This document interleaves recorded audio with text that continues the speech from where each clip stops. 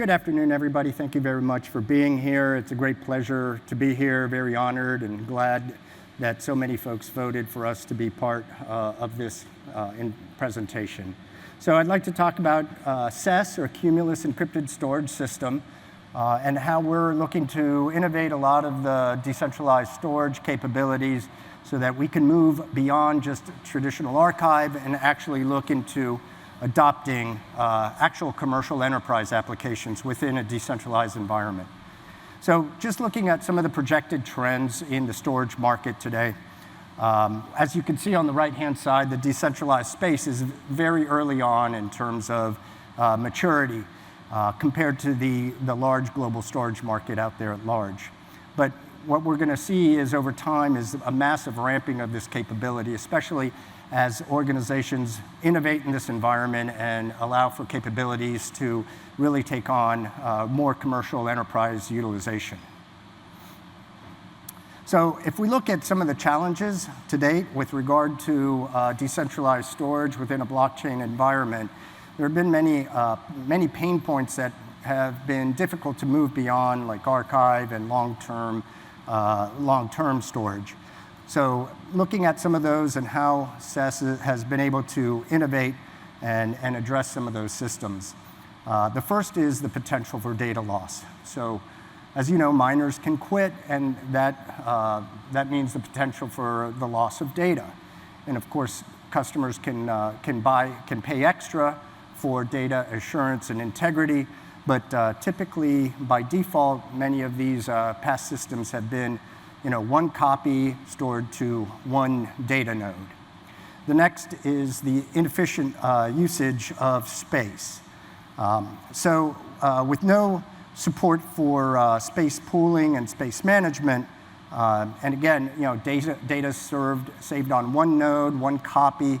So if you have a very large set of data to save, it means that only some of the larger nodes and environments can really participate in those opportunities, and small, medium-sized nodes kind of get left out.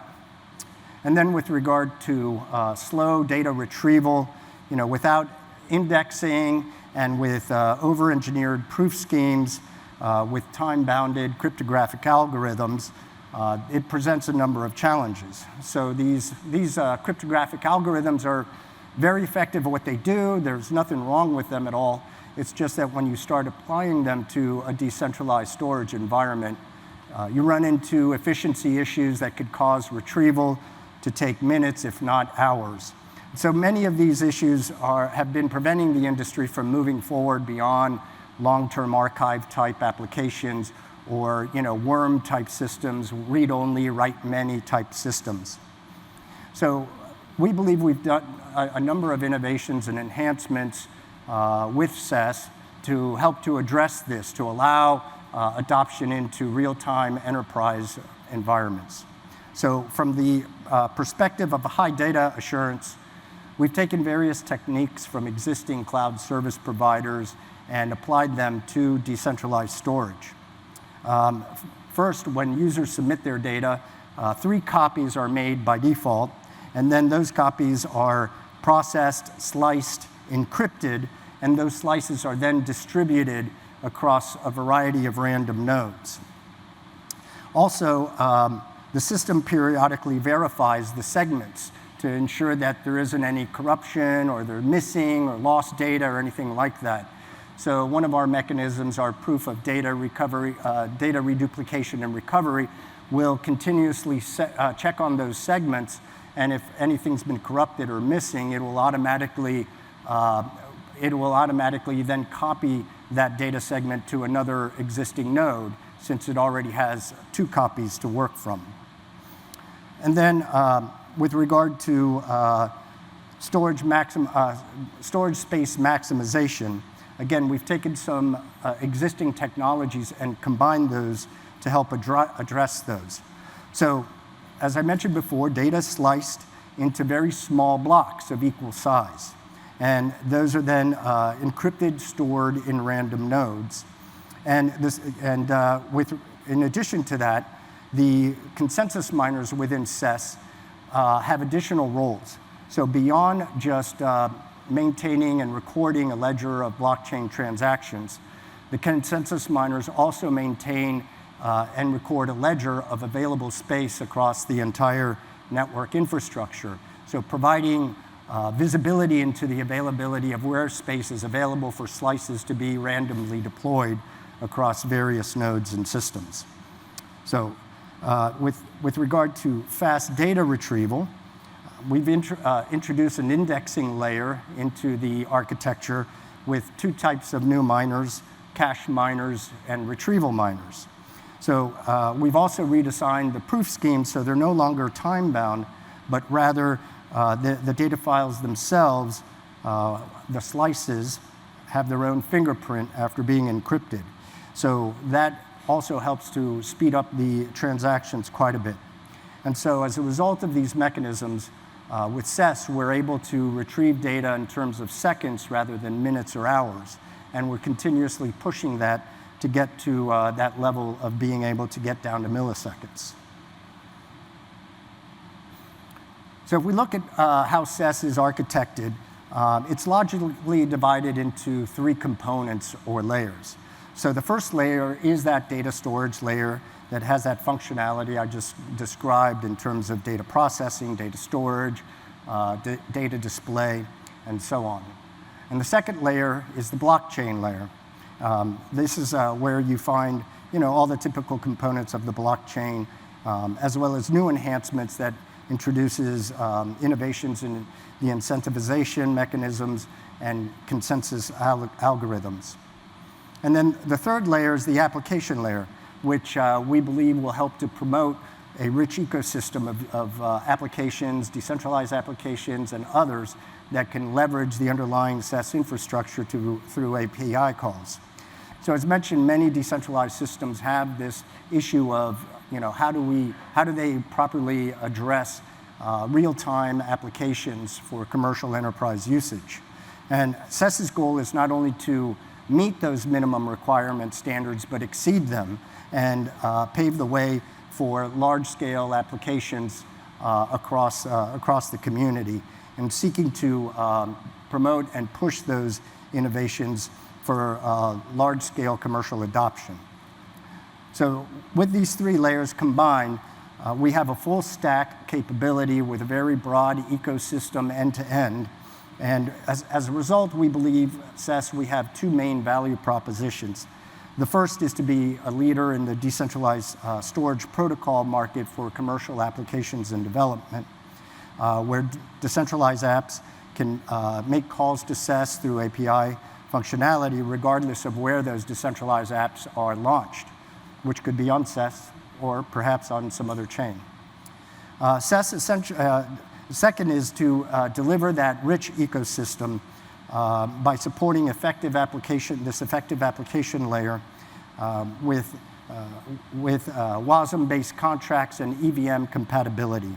So as a result, we believe that we're going to provide a lot of additional value to investors, to partners, and ultimately to users. So here, we have a little further look into the layered architecture of CESS. So the bottom layer is the blockchain, where the traditional consensus algorithms, proof schemes, smart contracts, et cetera, are located. And the top layer, the application layer, which supports a variety of Web3 and Web2 services. But let's focus a little more on the middle layers, the distributed storage and content distribution layers. So looking at the storage miners as an example, they are incented in terms of providing the following proof schemes. First is the proof of data reduplication and recovery, which I mentioned, which essentially tells the network how much space the miner has. The other is the proof of space-time, which provides information about the longevity of how long that space and storage has been available. Proof of available space, which tells the network the current availability of space and works hand in hand then with the consensus miners to be able to have visibility into that space and have that visibility across the entire network. And then proof of flow, which describes the workflows for the storage miner. With regard to the consensus miner, not only are they tasked with reaching a consensus, but they also take on some additional tasks. First, all of the items that I described in terms of data being copied, sliced, encrypted, and all those functions reside there with the consensus miner. And all of this happens in a trusted execution environment. And based on good credit scores on behalf of the miners, some miners will be qualified to randomly be selected and participate in the consensus and finality of transactions. However, again, I want to reiterate that the consensus miner is doing more than just the traditional recording and maintaining of a ledger of those blockchain transactions. A key component is really maintaining that ledger and availability of space across the entire infrastructure, which allows for more efficient usage of space and pooling. In the content delivery layer, we have the cache and retrieval miners, and they are also rewarded based on tasks that they have themselves.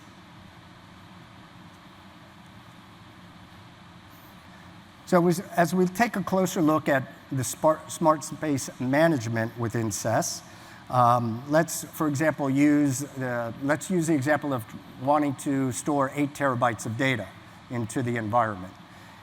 With those legacy type systems, you find that you have nodes maybe that only have 1 terabyte available, like node 1, node 2 may only have 2 terabytes available, node 3 has 4 terabytes, and node 4, 8 terabytes. So in this environment, only node 4 could actually handle that requirement and that type of transaction. But with CESS, since we are taking that data, making those 3 copies, and then slicing them up into small blocks, all of the nodes have the opportunity to participate in these transactions. So you could use the analogy of maybe going to the grocery store and buying a large amount of food, coming home, and you look in the refrigerator and you realize you don't have enough space to store everything. So you start going to the process of taking your food, chopping it up, putting it into containers, and more efficiently putting it into the refrigerator.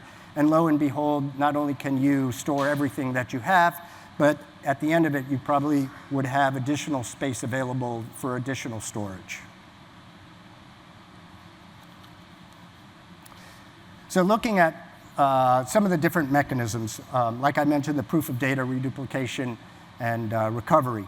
This is where that mechanism is making 3 copies by default. It could be more if customers want to pay for more. This is where the data is being sliced, encrypted, and distributed across multiple nodes. You have a high assurance of data integrity, even under malicious attack conditions, because you have 3 copies of everything distributed across the infrastructure, and it's constantly checking the integrity of the availability of those data segments. With regard to random rotational selection consensus mechanism, this is in order to help promote open participation. And because of the way data is sliced and distributed, open participation is a lot more fair, and it's distributed across the entire environment. As part of the process, 11 nodes are randomly selected for these functions to be able to handle the consensus mechanisms and do that writing. The credit rating, if there are underperforming nodes that aren't meeting minimum SLAs, they can be lowered and they can be removed, and those credit ratings can be lowered. And the other thing I want to really emphasize is the energy efficiency. So, blockchain, as everybody knows, has gotten a lot of black eyes in the press because of the intensity of utilization of energy, right? These mechanisms are actually lowering the computational requirements so that rather than ASICs and GPUs, you can actually get by with CPU-based systems in our environment. And then with regard to multi-format data rights confirmation, the multi-format fingerprinting extraction algorithms can address a variety of different data formats, whether we're talking about text, photographs, videos, et cetera, et cetera. Data fingerprinting information, all of that is stored in the blockchain, and the confirmation of data rights is part of that mechanism with that data-blood relationship map in place.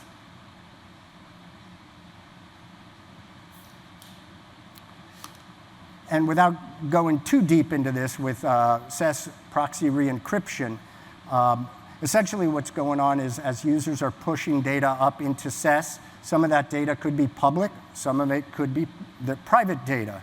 But as it goes then into CESS, it's, again, sliced, encrypted, and then as data retrieval requests occur, that decryption happens in reverse. Data is returned. The public data is obviously publicly available. The private data, only authorized users are then able to access that private data, assuming they have the keys to do that.